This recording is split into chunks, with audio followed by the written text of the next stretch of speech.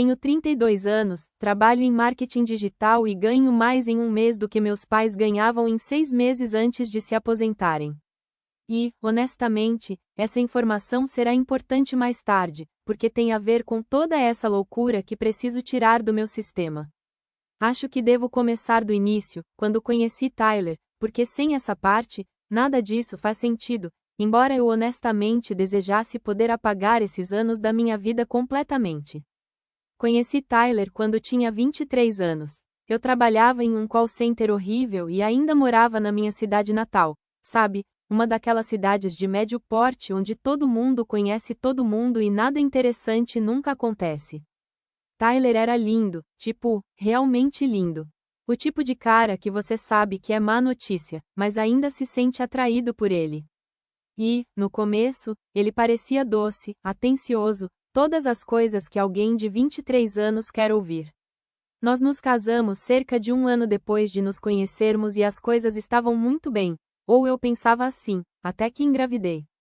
Não foi planejado, obviamente eu estava usando o controle de natalidade, mas você sabe como é. Nada é 100% eficaz. Quando contei para Tyler, pensei que ele ficaria bravo, mas em vez disso fiquei surpresa. Ele disse que devíamos nos casar, que ele queria fazer a coisa certa, que ele ia ser um bom pai e tudo mais. Olhando para trás agora, percebo que ele foi manipulativo desde o início, mas ao mesmo tempo eu tinha 23 anos. Fiquei assustada e a ideia de alguém me dizer que tudo ia ficar bem soava como a melhor coisa do mundo. Nos casamos 3 meses depois em uma pequena cerimônia, apenas família próxima e alguns amigos. Meus pais estavam felizes, acho, ou pelo menos não disseram nada negativo. Minha irmã mais nova, Brittany, que tinha uns 19 anos na época, nem sequer veio porque estava em uma de suas fases rebeldes. Ela tinha largado a escola e estava envolvida com drogas e pessoas questionáveis. Mas essa é outra história. A questão é que Tyler literalmente mudou na semana seguinte ao nosso casamento. E quando digo que mudou, quero dizer que se tornou uma pessoa completamente diferente. Ele começou a sair com os amigos quase todas as noites. Ele chegava em casa bêbado às 3 da manhã. Ele gastava dinheiro que não tínhamos em apostas esportivas online e quando eu dizia alguma coisa, ele gritava comigo ou me ignorava por dias. Eu estava com 4 meses de gravidez, ainda trabalhando em tempo integral porque precisávamos do dinheiro, e ele basicamente ficava em casa jogando videogame ou dormindo. Perdi o bebê quando estava com 6 meses de gravidez. Foi uma tarde de domingo. Comecei a ter sangramento e dores horríveis e disse a Tyler que precisávamos ir ao hospital. Sabe o que ele fez? Ele disse que eu estava exagerando, que provavelmente era normal e se recusou a me levar porque estava assistindo a um jogo de futebol com os amigos. Tive que chamar uma ambulância sozinha. Fui para o hospital sozinha e perdi meu bebê sozinha em uma sala de hospital, enquanto as enfermeiras olhavam para mim com pena. Tyler chegou cerca de 5 horas depois, cheirando a cerveja. A primeira coisa que ele me disse foi que provavelmente foi minha culpa por trabalhar tanto e não cuidar bem de mim mesma. Ele não chorou, não me abraçou, nada. Ele apenas se sentou lá e parecia bravo, como se eu tivesse arruinado o dia dele.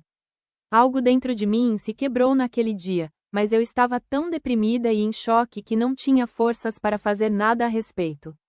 Os próximos meses foram um pesadelo progressivo, como quando você está assistindo a um filme de terror e as coisas pioram lentamente até que, de repente, você está no inferno completo. Tyler perdeu o emprego. Acho que ele foi demitido por estar constantemente atrasado e ter uma atitude de merda com os clientes. E, em vez de procurar outro trabalho, ele ficou sentado no sofá de nosso quarto jogando Call of Duty e comendo o que eu comprava com meu salário. Eu trabalhava das 8 horas às 18 horas todos os dias. Voltava para casa morta, cansada, e nem mesmo um prato tinha sido lavado ou o lixo tirado. Quando eu perguntava por que ele não procurava um emprego, ele dizia que o mercado estava difícil, que precisava de tempo para encontrar algo bom, que eu não entendia a pressão que ele sentia. A pressão que ele sentia. Enquanto isso, eu pagava aluguel, contas, comida, tudo com um salário de call center que mal dava para sobreviver. Tentei me suicidar 2 vezes durante esse casamento.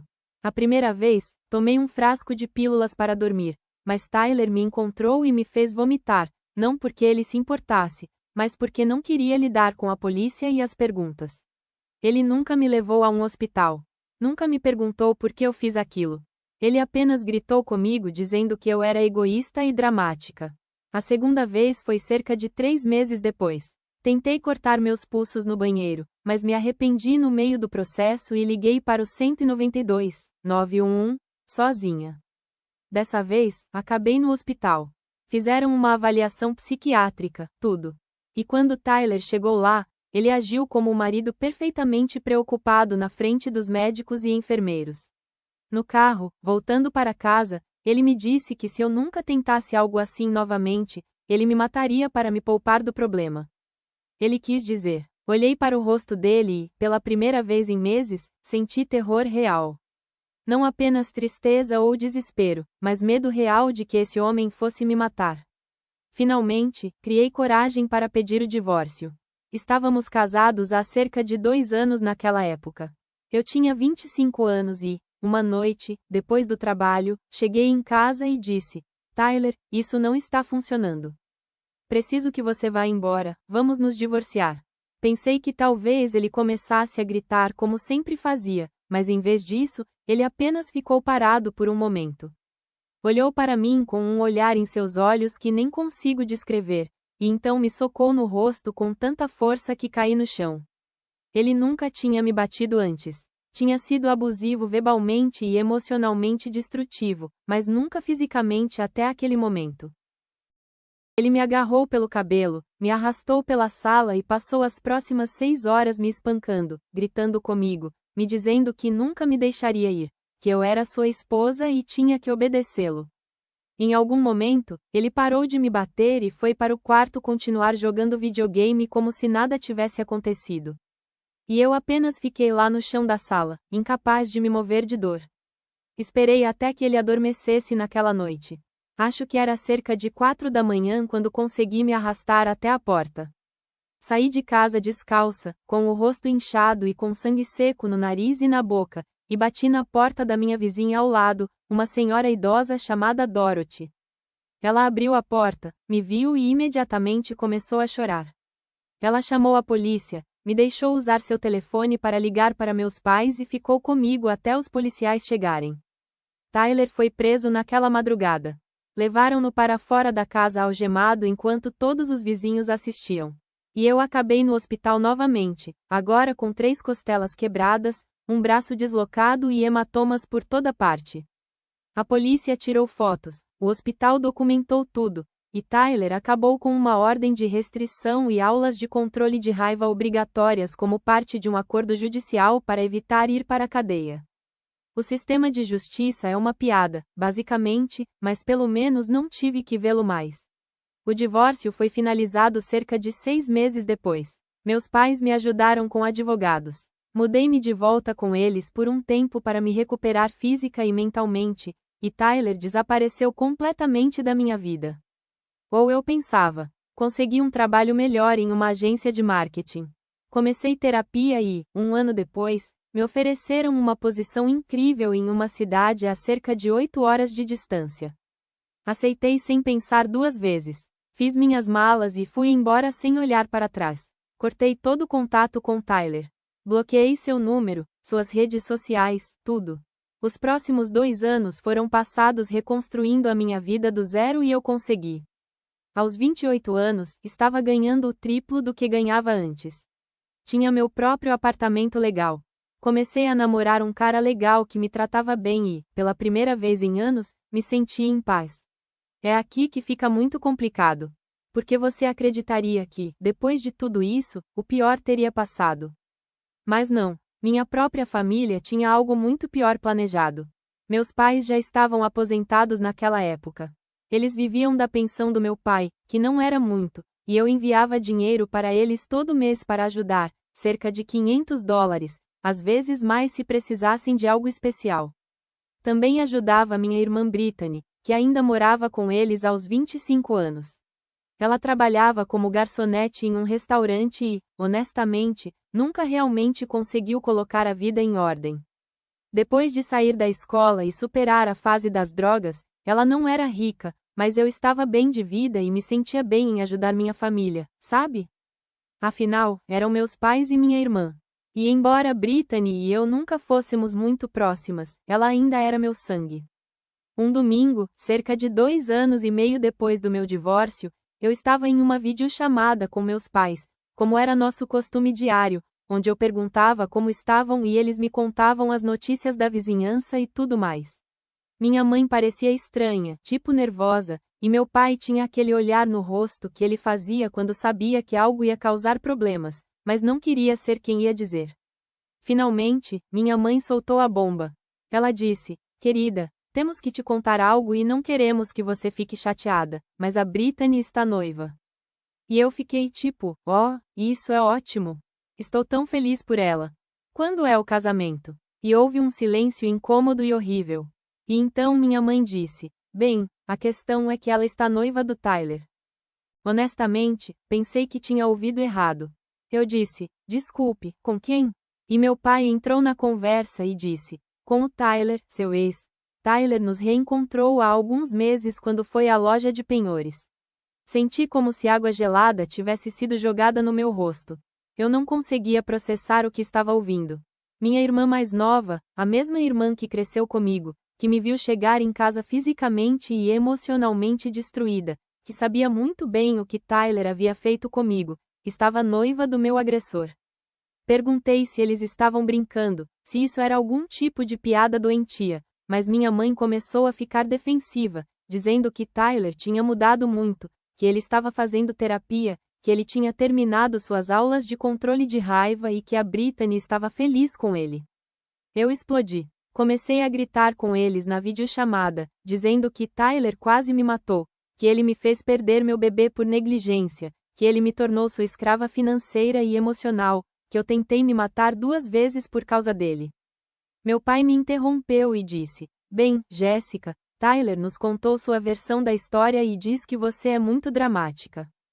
Que você exagerou tudo e que a briga que levou ao divórcio foi porque você a provocou. Você acredita?" Meu próprio pai dizendo que eu provoquei Tyler a me espancar até quebrar minhas costelas.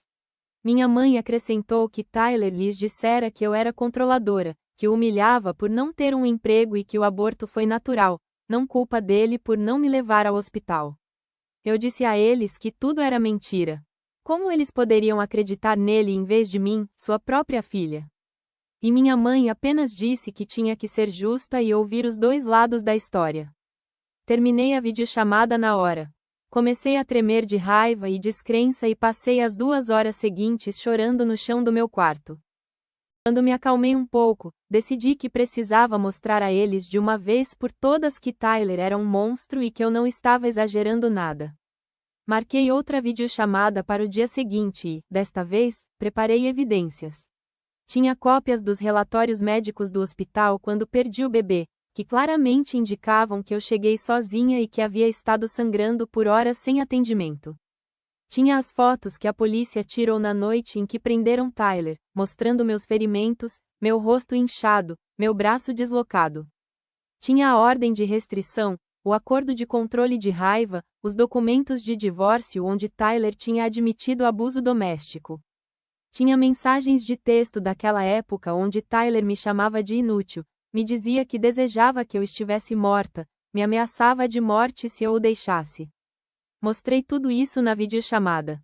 Meus pais pareciam desconfortáveis. Minha irmã Brittany estava lá e simplesmente olhava para a tela enquanto eu mostrava documento após documento, foto após foto. Quando terminei, houve outro silêncio e Brittany falou pela primeira vez. Ela disse: "Jéssica, não sei por que você insiste em ser tão dramática com isso. Tyler me explicou tudo. Ele disse que você o levou à loucura, que você trabalhava demais e nunca estava em casa e que o bebê foi uma tragédia, mas não foi culpa de ninguém." Literalmente senti meu cérebro fervendo. Eu disse: "Brittany, estou te mostrando provas, relatórios médicos oficiais, fotos da polícia. O que mais você precisa?" E ela riu, um tipo de risadinha, e disse: "Olha, sinto muito que você tenha perdido seu bebê, mas você não pode culpar o Tyler para sempre por isso." Além disso, ele diz que nem tinha certeza de que o bebê era dele. Foi aí que algo dentro de mim quebrou completamente. Não foi apenas uma traição, foi pura crueldade. Minha irmã, defendendo o homem que me destruiu, desdenhando do meu abuso, insinuando que eu tinha sido infiel. O tempo todo, meus pais apenas ficaram sentados e não disseram nada em minha defesa. Perguntei aos meus pais, ponto final. Então o quê? Vocês vão permitir isso? Vão deixar que ela se queise com ele? E meu pai disse: Jéssica, somos adultos. A Brittany pode tomar suas próprias decisões e se o Tyler a faz feliz, então temos que apoiá-la. Eu disse: ela é sua filha também. O que eu sou? Não sou sua filha? E minha mãe gritou e disse: sempre tão dramática, Jéssica. Sempre fazendo tudo sobre você. Sua irmã finalmente encontrou alguém e você não pode ficar feliz por ela por 5 minutos. Então Brittany soltou outra bomba. Ela disse que, depois do casamento, Tyler iria se mudar para a casa dos meus pais com ela, que iriam viver lá enquanto economizavam para seu próprio lugar. Quer dizer, não só estavam se casando, mas Tyler, meu agressor, meu ex que me colocou no hospital, iria viver na casa dos meus pais, comendo sua comida, usando seu espaço, provavelmente sem pagar nada, sabendo como ele era. Eu disse a eles que se fizessem isso, se permitissem, então estava tudo acabado entre nós, que eu não poderia ter pessoas na minha vida que escolheriam meu agressor em vez de mim. Meu pai surtou e disse que eu estava sendo egoísta, que eu tinha que superar o passado, que Tyler tinha mudado e merecia uma segunda chance. Uma segunda chance. Como se quebrar 3 dos meus ossos fosse um pequeno erro que poderia ser perdoado com o tempo. Eu disse a eles que essa era minha linha no limite, que se fizessem isso, me perderiam para sempre.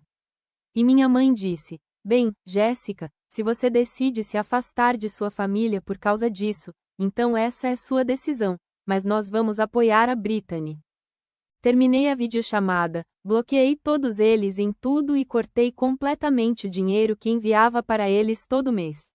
Nada mais de $500 para meus pais, nada mais de ajuda extra para Brittany, nada. Se eles iam escolher Tyler em vez de mim, então podiam pedir a Tyler para pagar suas contas. Cerca de uma semana depois, começaram as mensagens desesperadas. Brittany me enviou mensagens de números que eu ainda não havia bloqueado, me dizendo como eu podia ser tão cruel a ponto de cortar seu dinheiro, que meus pais dependiam dessa ajuda, que Tyler ainda não tinha um emprego, mas estava procurando, e que eu era uma amarga que não conseguia superar o passado. Minha mãe me enviou um e-mail choroso sobre como eles estavam contando com aquele dinheiro para as contas do mês, que a pensão do meu pai não era suficiente para cobrir tudo, e que eu os estava abandonando em sua velhice em um capricho. Um capricho. Como se defender minha dignidade e me recusar a financiar a vida de meus agressores fosse um capricho infantil. Respondi a eles apenas uma vez, uma mensagem que simplesmente dizia: se Tyler é tão maravilhoso como vocês dizem, então ele pode sustentar vocês.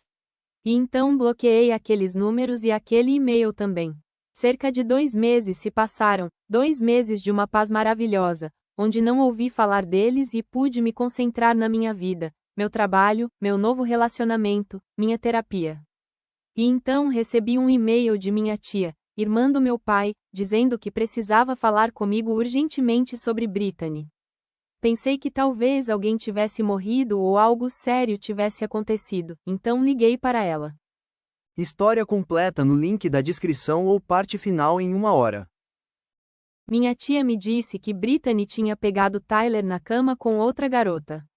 Ela literalmente os pegou no flagra, no quarto de Tyler na casa dos meus pais, uma semana antes do casamento. Brittany fez uma cena enorme, jogou o anel de noivado na cara dele e o expulsou de casa na hora. Meus pais o expulsaram também, obviamente, e agora todos estavam em modo de crise tentando cancelar o casamento que aconteceria em 3 semanas. Não vou mentir, senti uma profunda e sombria satisfação quando ouvi isso. Não estava feliz que Brittany tivesse se machucado. Não sou um monstro, mas senti uma intensa sensação de vindicação ao saber que Tyler tinha provado que era exatamente o que eu tinha dito que ele era. Um mentiroso, um manipulador, um traidor, um pedaço de, que nunca tinha mudado um pouco. Minha tia me disse que meus pais queriam falar comigo, que se sentiam terríveis por como haviam lidado com tudo e que esperavam que pudéssemos nos reconectar. Eu disse à minha tia que agradecia por ela me contar, mas que não estava pronta para falar com eles e que eles precisavam entender que ações têm consequências. Mais 4 meses se passaram. Segui minha vida, consegui uma promoção no trabalho. Mudei-me para um apartamento maior. Meu relacionamento estava melhor do que nunca. E então, um dia, recebi um e-mail do meu pai de um novo endereço que eu ainda não havia bloqueado. O e-mail era longo, pedindo desculpas por tudo, dizendo que estavam errados sobre Tyler, que tinham sido pais ruins por não acreditarem em mim e que queriam reconstruir nosso relacionamento. Mas então, no final do e-mail, estava a verdadeira razão para o contato. Meu pai tinha sofrido um acidente doméstico. Ele havia caído de uma escada tentando consertar o telhado e quebrado a perna. Precisava de cirurgia. A cirurgia custaria cerca de $15.000, que o seguro dele não cobriria completamente, e eles estavam desesperados por dinheiro. O e-mail terminou com a frase: "Eu sei que não deveríamos pedir isso a você, mas você é nossa única esperança. Por favor, Jéssica." Li aquele e-mail umas 3 vezes e, a cada vez, ficava mais clara sobre o que tinha que fazer. Não respondi, não enviei dinheiro, não restabeleci contato porque finalmente entendi que o pedido de desculpas não era real. Eles só queriam dinheiro, como sempre quiseram meu dinheiro. Se realmente se sentissem mal por me tratar tão mal, teriam tentado se reconectar comigo muito antes, quando não precisavam de nada de mim. Mas só apareceram de novo quando precisavam de dinheiro para as contas médicas do meu pai. E sabe de uma coisa? Tyler deveria pagá-las, Brittany deveria usar seu salário de garçonete, vender coisas, conseguir um empréstimo, fazer o que fosse. Mas eu não seria o banco deles novamente. Tenho 32 anos agora. Moro em uma cidade que amo. Tenho um trabalho que amo, um parceiro que me respeita, amigos que realmente me apoiam e zero contato com minha família de origem. Às vezes me sinto mal pelo meu pai e por sua perna quebrada. Não vou mentir, mas então me lembro de como ele olhou para mim naquela videochamada e me disse que eu provocara Tyler a me bater e pronto. Construí minha própria vida a partir das cinzas do que Tyler destruiu. E não vou deixar pessoas tóxicas, mesmo que sejam do meu sangue, voltarem para meu espaço só porque precisam de mim. Aprendi da maneira mais difícil que, às vezes, família não são as pessoas com quem você compartilha seu sangue, mas as pessoas que decidem ficar ao seu lado quando a situação fica difícil. E minha família, as pessoas que compartilham meu DNA, me mostraram que nunca estiveram realmente do meu lado. Então, segui em frente sem elas e, honestamente, estou melhor assim. Não é o final feliz que imaginei quando tinha 23 anos e me casei pensando que teria minha própria linda família, mas é o meu final e é um em que finalmente estou em paz. Sim. Para mais histórias, siga o perfil